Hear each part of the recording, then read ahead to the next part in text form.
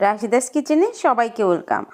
আজকে চমৎকার স্বাদের একটা নাস্তা রেসিপি করে দেখাচ্ছি। এই নাস্তাটা একদম ঝটপট রেডি হয়ে যাবে, আর যে কোনো টাইমে তোমরা এই নাস্তাটা বানাতে পারো। বাচ্চাদের টিফিন বা আমাদের সকাল বা বিকালের টিফিন হিসাবেও কিন্তু আমরা এটা চার সাথে খেতে পারি বা এমনি এমনি খেতে পারি রুটির পরিবর্তে।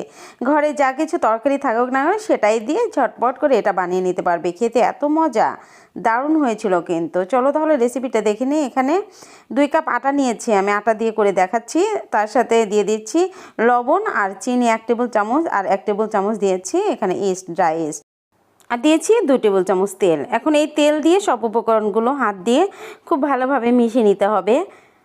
একদম মানে তেল, চিনি, লবণ দিয়ে সব কিছু খুব ভালোভাবে এরকমভাবে আমি যেরকমভাবে দেখাচ্ছি এরকমভাবে ভালো করে মিশিয়ে কুসুম গরম পানি দিয়ে এটা মথে নিচ্ছি।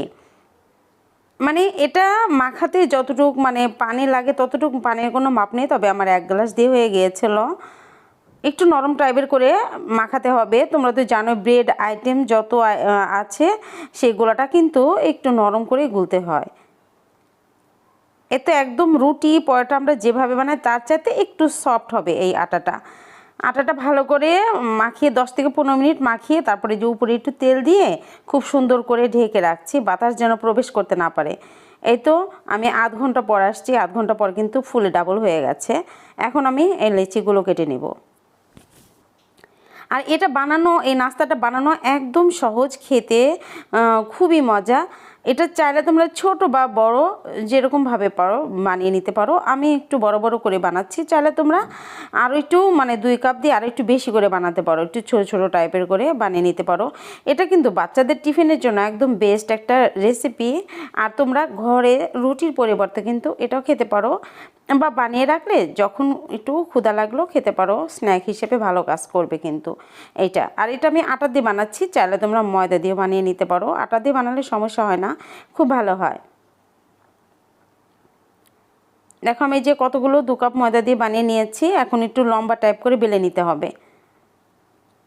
মানে এই রুটিটা কিন্তু গোল হবে না, একটু লম্বা, যেরকমভাবে দেখছো আমি সবগুলো এরকমভাবে বানিয়ে নিচ্ছি। দেখো একটু লম্বা টাইপ করে নিতে হবে, পাতলা করে বেলে নিতে হবে। এখন দেখো এই যে আমার ঘরে কিন্তু ঝুরা মাংস ছিল, আমি ঝুরা মাংসটা দিয়েই বানাচ্ছি। এখন ঈদের প্রচুর পরিমাণে আমরা মানে মাংস আমাদের রান্না করা ছিল, সেখান থেকে একটু ঝুরা মাংস নিয়ে আমি এটা করে নিয়েছি। চাইলে তোমরা যে কোনো তরকারি বা সবজি ভাজি থাকুক, সকালে আমরা রুটি করার জন্য যে সবজি ভাজি করি সেটা বাঁচলে ওটা দিয়েও করে নিতে পারো, বা আমরা ভর্তা বানালাম, আলু ভর্তা বানালাম, আলু ভর্তা একটু বেঁচে গেল ওটা দিয়েও কিন্তু বানিয়ে নিতে পারো, বা চিকেন দিয়ে বানিয়ে নিতে পারো, যে কোনো জিনিস দিয়ে বানিয়ে নিতে, বা চাইলে তোমরা মিষ্টি করেও বানাতে পারো। একটু কাস্টার্ড রান্না করে, ঘন করে কাস্টার্ড রান্না করে তারপর এর মধ্যে ফিলার দিয়ে এভাবে মিষ্টি করে বানাতে পারো, বা সুজি রান্না করে সুজিটা দিয়েও কিন্তু বানিয়ে নিতে পারবে, মিষ্টি হবে। বাচ্চারা অনেকে যারা মিষ্টি খেতে পছন্দ করে তাদের মিষ্টি এরকমভাবে বানিয়ে দিলে খুব ভালোভাবে ওরা খেয়ে নেবে কিন্তু। বাচ্চারা তো এখন টিফিন খেতেই চায় না, দেখা যায় যে টিফিন নিয়ে গেলে টিফিনটা ফেরত নিয়ে আসে, খেতে চায় না। এরকমভাবে বানিয়ে দিলে দেখবে যে টিফিন একদম ফাঁকা করে নিয়ে আসবে।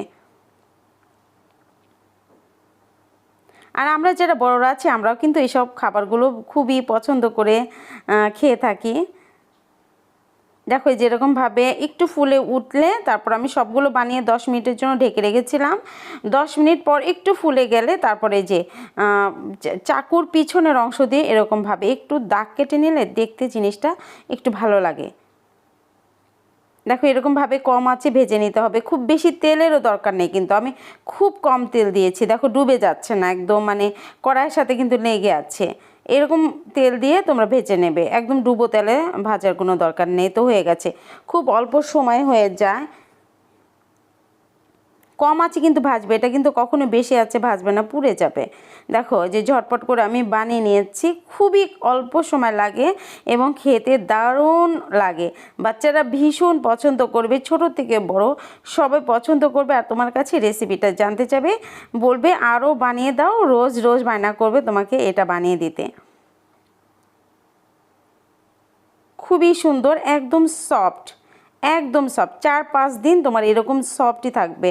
তুমি চাইলে এরকমভাবে বানিয়ে ভেজে কিন্তু নর্মাল ফ্রিজে রেখে দিতে পারো, যখন যখন খাবে একটু ওভেনে গরম করে নিলেই হয়ে যাবে। 4-5 দিন কিন্তু একদম সফট তুলোর মতো নরম থাকবে। আর দেখো ভিতরে কতটা ফ্লাপি হয়েছে, দেখতে যেমনটা সুন্দর, খেতে অসম্ভব মজা। চাইলে তোমরা এভাবে বানিয়ে খেতে পারো। আর আমার রেসিপিটা যদি ভালো লাগে পেজটাকে ফলো করো, ইউটিউব চ্যানেলটাকে